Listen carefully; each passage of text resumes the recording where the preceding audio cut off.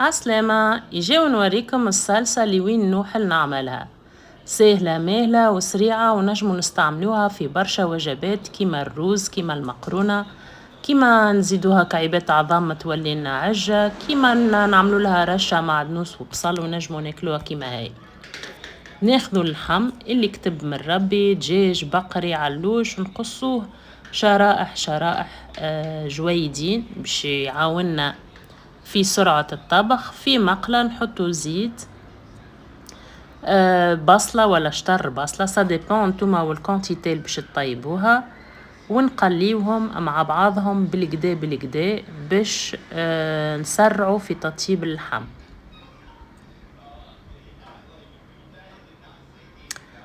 فوالا نحركوهم بالكدا باش يطيبلنا فيسع مشيرة الكل.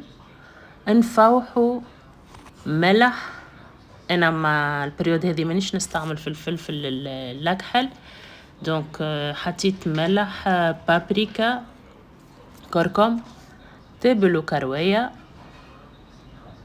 ونحرك مليح باش الفاح يدخل في اللحم ويزيدوا بنا.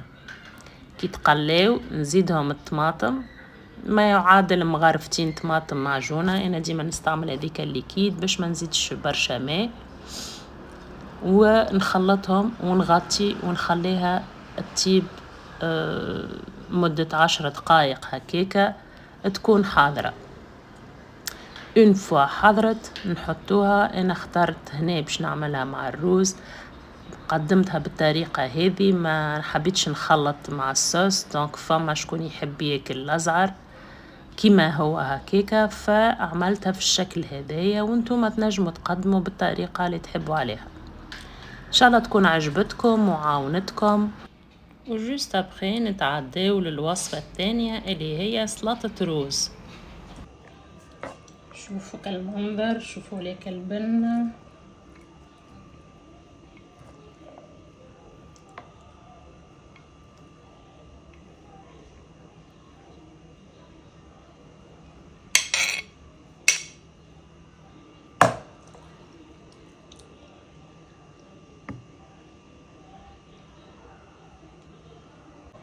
عسلامة يا جماعة. هاي نعملوا مع سلطة روز. فورت بلوتو صمت الروز متاعي كيما تشوفوا، روز ابيض. حطيت مع شوية شامبينيون، قليتهم في طريف زيت وزبدة وملح كهو، مايز،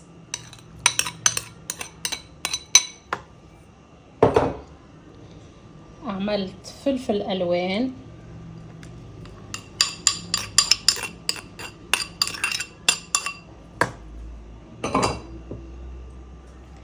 وشوية طل. نلقى ما عنديش زيتون، ما عنديش كبار.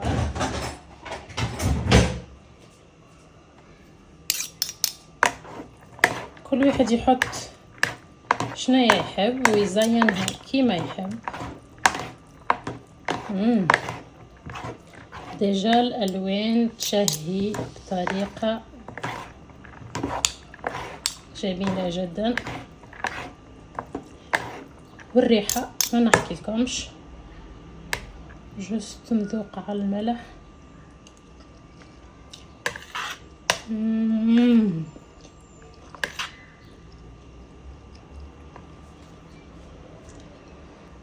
ناقصه جست شويه ملح.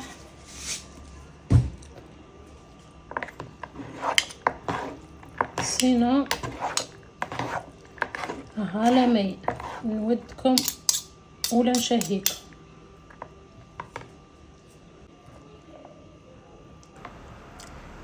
كانت هذه وصفاتنا لليوم، ان شاء الله يعجبوكم. بالطبيعة كان عجبوكم ما تنساوش باش تشتركوا في القناة وتفعلوا الجرس باش يجيكم كل جديد. جربوها وتفكروني. سلام.